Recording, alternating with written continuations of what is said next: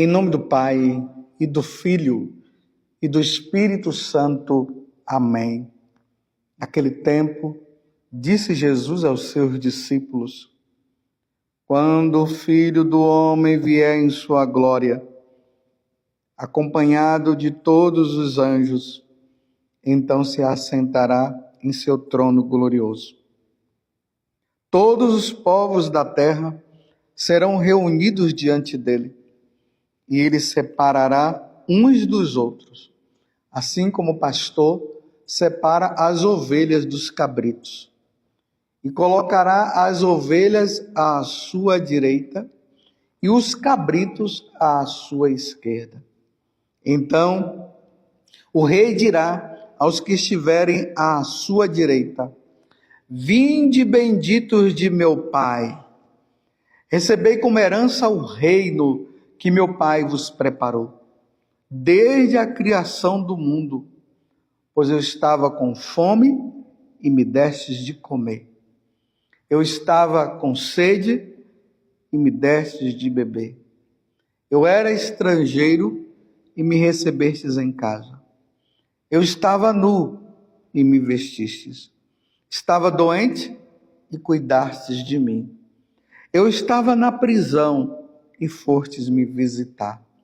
Então os justos lhe perguntarão: Senhor, quando foi que te vimos com fome e te demos de comer, com sede e te demos de beber? Quando foi que te vimos como estrangeiro e te recebemos em casa, e sem roupa e te vestimos? Quando foi que te vimos doente ou preso e fomos te visitar?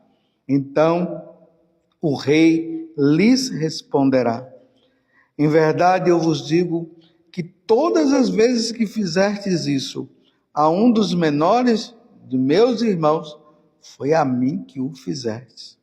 Depois o rei dirá aos que estiverem à sua esquerda: afastai-vos de mim, malditos, ide para o fogo eterno, preparado para o diabo e para os seus anjos.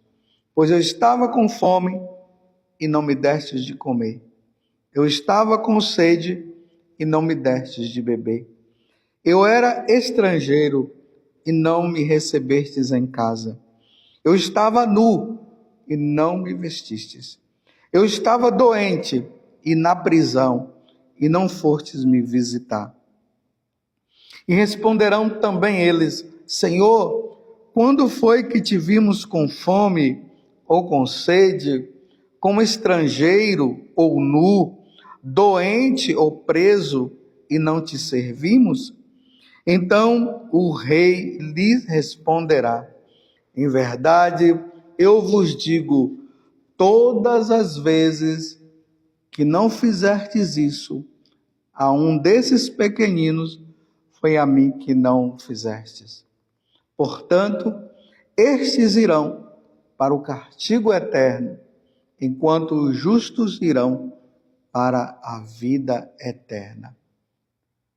Palavra da salvação, glória a vós, Senhor. Meus irmãos e minhas irmãs, estamos agora na segunda-feira da primeira semana da Quaresma. E nós precisamos entender que nesse tempo de Quaresma, nós precisaremos estar fazendo uma revisão de vida. Nós precisamos ver como é que nós estamos com Deus, como está o meu relacionamento com Deus, como está o relacionamento comigo mesmo, como eu tenho vivido comigo mesmo. Eu tenho me odiado, eu tenho lamentado dizendo: eu sou feio, por que Deus me criou assim?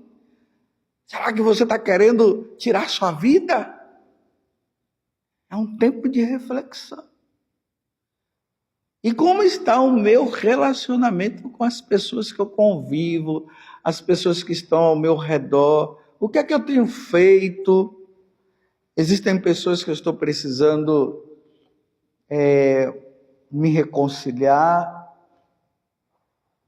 que preciso ter uma conversa. Esse é o tempo da quaresma, é esse tempo de mudança, de conversão. E hoje, o evangelho que nós acabamos de ouvir, que está em Mateus, capítulo 6, me desculpa, que é o evangelho, sim, de São Mateus, me desculpa, é porque eu estou aqui com o lecionário aberto e caiu justamente no de amanhã. Mas é Mateus 25, do versículo 31 até o 46. Jesus está falando aqui, meus irmãos, do juízo universal. Pensemos nisso. Haverá um julgamento universal, como haverá também o julgamento particular. O julgamento particular, ele acontece quando nós morremos, e aí nós vamos ao encontro de Deus. Como diz lá na carta aos Hebreus, capítulo 9, versículo 27, que logo após a nossa morte, porque nós morremos uma só vez, nós iremos diante de Deus e ali nós somos julgados. É o julgamento particular. Que também, na segunda carta aos Coríntios, capítulo 5, versículo 10, também vai dizer que todos nós iremos diante do trono de Deus de maneira particular. E ali seremos julgados. Ali o livro da vida será aberto, como está descrito lá no livro do Apocalipse, no capítulo 20, se você tiver oportunidade, leia, que ali nós vemos o julgamento universal. Ali haverá o julgamento. E nesse julgamento, Deus definirá a nossa vida de acordo com como nós vivemos aqui. E ali, ou o inferno, ou o céu. O inferno para quem morrer em pecado mortal, o céu para quem morrer sem pecado. Temos aí também, graças a Deus, a doutrina da igreja nos ensina isso, que tem o purgatório para quem morre em pecado venial, mas quem morre em pecado venial e vai para o purgatório está salvo. Lá não haverá essa questão de decidir se a pessoa irá para o inferno ou para o céu, não. Quem vai para o purgatório já está salvo. Então lutemos para não entrarmos em estado de pecado mortal. Então ali, lutemos para não cairmos no pecado mortal e irmos para o inferno. E é isso que aconteceu com aquele parente seu, alguém lá da sua casa que já morreu, parente meu que já morreu, foram julgados. A alma deles agora foram para lá. Ou essa alma está no inferno, ou essa alma poderá estar no purgatório, ou poderá estar no céu. Nós não sabemos. A igreja fala que nós devemos rezar. Esse foi o julgamento particular. Mas acontecerá depois o julgamento universal, que é o que nós estamos vendo hoje. E aqui diz assim: quando o Filho do Homem vier em sua glória, acompanhado de todos os anjos, então se assentará em seu trono glorioso, e todos os povos da terra serão reunidos diante dele, e ele separará uns dos outros, assim como o pastor separa as ovelhas dos cabritos. No julgamento universal, todos, até aqueles que já foram julgados, estarão diante de Deus para a sentença definitiva. Quem estiver no céu, céu. Quem estiver no inferno, inferno definitivo. Quem estiver no purgatório vai para o céu, o purgatório desaparecerá. Esse será o julgamento universal. Lutemos, meus irmãos, estamos na quaresma, lutemos, façamos de tudo para ganharmos o céu. Nós não podemos ir para o inferno. O nosso lugar é o céu. O céu é para nós, meus irmãos. O céu é para mim, o céu é para você. A vida divina é para mim e é para você. Vamos levar uma vida santa. Só que aqui no Evangelho, aqui já no final, Jesus vai dizer que aqueles que não forem dignos do céu irão para o inferno. E aqui Jesus vai dizer o seguinte, no versículo 41. Depois o rei dirá aos que tiverem à sua esquerda: afastai-vos de mim, olha bem, afastai-vos de mim, malditos, ide para o fogo eterno, preparado para o diabo e para os seus anjos. Aqui está claramente revelado por nosso Senhor Jesus Cristo que o inferno não foi criado para nós, ele foi criado para o diabo e aqueles anjos decaídos. Claro, o diabo é um anjo decaído. Então foi preparado para ele. Como não teve lugar para esses anjos que se rebelaram contra Deus, se rebelaram, eles foram expulsos e foram para o inferno, para um lugar que é muito pior, porque não tinha cabimento, né? Ser expulso do céu e ir para um lugar melhor. O inferno ser um lugar melhor, ou o inferno ser um lugar igual ao céu, não tinha cabimento. Eles foram para um lugar de tormento. E esse lugar de tormento, o diabo não quer, ou melhor, ele não vai sair mais de lá. Você está entendendo? É para o diabo que o inferno foi criado. Não foi criado para nós. Mas, meus irmãos, aqueles que não tiverem Jesus como Senhor, que não tiver tempo para Jesus, que não amar Jesus, aqueles que não praticarem as obras de misericórdia, como Jesus está falando aqui no Evangelho, estava com fome e me destes de comer. Então esses são aqueles que irão se salvar. Estava com fome e me destes de comer. Estava com sede e me destes de beber. Eu era estrangeiro e me recebestes em casa. Eu estava nu e me vestistes. Eu estava doente e cuidastes de mim. Eu estava na prisão e fostes me visitar. Esses estarão do lado direito no julgamento. Esses estarão. Então os justos lhe perguntarão: Senhor, quando foi que te vimos com fome e te demos de comer, com sede e te demos de beber? Quando foi que te vimos como estrangeiro e te recebemos em casa, e sem roupa e te vestimos? Quando foi que te vimos doente ou preso e fomos te visitar? Então o rei lhe responderá: em verdade eu vos digo que todas as vezes que fizerdes isso a um dos menores dos meus irmãos, foi a mim que o fizeste. Então, quando nós praticamos as obras de misericórdia, que são essas que Jesus acabou de falar, nós precisamos fazer essa obra de misericórdia vendo naquele necessitado a pessoa de Jesus Cristo. Não é uma obra natural, né? Simplesmente a pessoa está ali com fome, eu dei comer para ela. Não, é pedir a Deus a graça de nós vermos naquela pessoa Jesus, que está com fome, que está nu, que é estrangeiro, que está preso e assim por diante.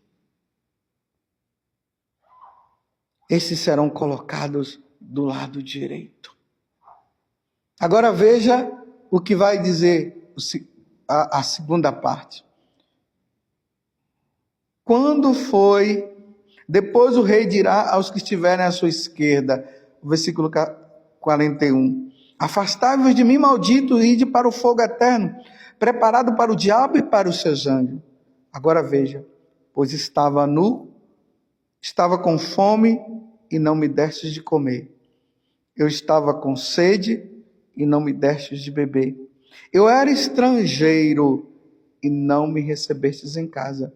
Eu estava nu e não me vestistes. Eu estava doente e na prisão e não fostes me visitar. E responderão também eles: Senhor, quando foi que te vimos com fome ou com sede, como estrangeiro ou nu, doente ou preso, e não te servimos?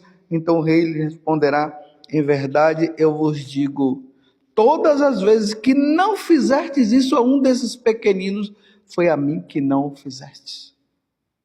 Portanto, estes irão para o castigo eterno, enquanto os justos irão para a vida eterna. Pensemos, meus irmãos, no dia de hoje. Existe o castigo eterno e existe a salvação eterna. Existe o diabo, existe Deus. Existe o céu e existe o inferno. Você e eu estaremos de qual lado? No dia do julgamento. Aonde nós estaremos, meus irmãos? Estamos no tempo da Quaresma. Hoje, a igreja nos apresenta as obras de misericórdia. E que nós precisamos praticar essas obras de misericórdia. Claro, não dá para nós praticarmos todas. Mas qual delas nós podemos praticar? Porque Jesus falou: estava nu e me vestistes. Estava na prisão e fostes me visitar. Estava doente e cuidastes de mim. Era forasteiro e me recebestes. Hoje um dever de casa que nós poderíamos fazer é justamente isso. Praticar uma obra de misericórdia. Qual delas? Você tem algum doente na tua casa? Aproveite hoje, olhe para esse doente e veja nele a pessoa de Jesus Cristo e trate-o como um rei, trate-o como Deus. Isso é obra de misericórdia. Dá uma olhada no seu guarda-roupa. Tem roupas sobrando? Mas não é aquele tipo de roupa que tem gente que fica dando roupa aí estragada para o pobre. Não, roupa estragada é que você queima, rasga, joga fora. Roupa boa, que está sobrando. Dê para alguém. Ou se você tem condições, vai lá na loja, compre e dê para alguém. Tem algum preso na sua família? Que tal você ir visitar? E ver nesta pessoa Jesus Cristo. E visitá-lo. Tem algum doente? Não sei se eu já falei, mas está na hora de cuidar desse doente com amor? Hoje é dia. Vamos praticar essa obra de misericórdia, essas obras de misericórdia, como Jesus está nos ensinando. Vamos em busca do que está com fome, do que está com sede, aquele que não tem um lugar para habitar, uma casa, aquele que está nu. Vamos fazer o bem no dia de hoje. Não é somente ficar aí a penitência do chocolate, ou senão, a penitência é acordar cedo. Vamos pôr em prática o que Jesus está dizendo, porque nós seremos salvos por amor a Cristo e por amor a Cristo através do outro, praticando as obras de misericórdia. Mas existe também as obras de misericórdia espirituais. Quais são elas? Instruir os ignorantes. Que tal falar de Deus para alguém? Uma catequese que pode se dar para outro que está precisando. A outra, aconselhar os duvidosos, aqueles que estão com dúvida. Às vezes, tantas pessoas com dúvidas em relação às coisas de Deus, às coisas da igreja, não sabe discernir entre o bem e o mal, entre o certo e o errado. E aí você pode instruir, advertir os pecadores. Quantas pessoas que nós convivemos no nosso dia a dia e que estão levando uma vida de pecado, e nós ficamos com aquela historinha: quem sou eu para julgar? Eu não vou falar nada não. Meus irmãos, a obra de misericórdia é advertir os pecadores. Agora, se ele quer continuar no pecado, aí é problema dele, mas não podemos pecar por omissão. A outra, suportar pacientemente as pessoas. Nossa, as pessoas que nós convivemos, oh meu Deus do céu, tem pessoas que só a misericórdia de Deus, não é? Então, suportar e oferecer aquela situação a Deus, lembrando que Jesus teve que suportar Herodes, teve que suportar Pilatos, teve que suportar o Sinédrio, teve que suportar os fariseus, os doutores da lei. Jesus suportou. É uma obra de misericórdia espiritual. Perdoar a ofensa do outro, de bom grado. Alguém te ofendeu, tá bom, eu te perdoo. Olha, o tempo da quaresma é isso. É bom praticar essa obra de misericórdia espiritual. Quem sabe no dia de hoje, perdoar alguém, tem alguém que você está precisando perdoar, dá o perdão, manda ali uma mensagem no celular dessa pessoa: olha, eu te perdoo. Às vezes a pessoa está esperando o perdão que você não quer dar, para ganhar o céu e para ser agradável a Deus, confortar os aflitos. Quantas pessoas aflitas, meus irmãos, passando por aflição interior, pessoas na depressão e tudo mais, que tal ir lá e dar o devido conforto a ela e rezar hoje?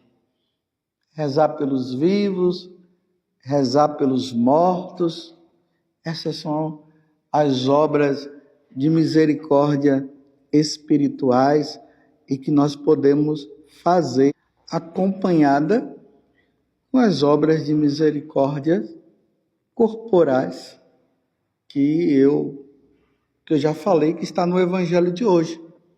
Alimentar os famintos, dar de beber aos que têm sede, vestir os despidos, abrigar os sem-abrigo, visitar os doentes, vestir ou visitar os cativos, ou seja, aqueles que estão presos, sepultar os mortos, ou seja, de repente aí morreu alguém conhecido, vai lá para o velório, a enterrar aquela pessoa. Essas são as obras de misericórdia, as espirituais e as obras corporais. Você dá uma olhada, claro, não vai dar para fazer tudo, mas pelo menos uma ou outra podemos fazer no dia de hoje. Louvado seja nosso Senhor Jesus Cristo, para sempre seja louvado, e a sua mãe Maria Santíssima, e desça sobre você a bênção de Deus Todo-Poderoso, Pai, Filho e Espírito Santo. Amém.